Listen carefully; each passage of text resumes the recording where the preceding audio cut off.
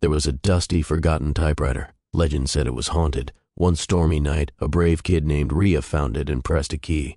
Suddenly, the typewriter clacked on its own, typing strange words, "Come closer." Rhea's eyes widened. She tried to stop it, but the keys kept moving, spelling out, "Don't be afraid." Shadows flickered around her, and a ghostly voice whispered, "I used to write stories long ago. Now I want to write with you." Terrified but curious, Rhea hesitated. The typewriter's keys tapped faster, forming a spooky tale about a ghost who loved stories. As the clock struck midnight, the ghost whispered, "Thanks for visiting. Now I can rest." The typewriter fell silent, and Rhea ran home, knowing she had met a haunted friend, one who loved stories and a little scare.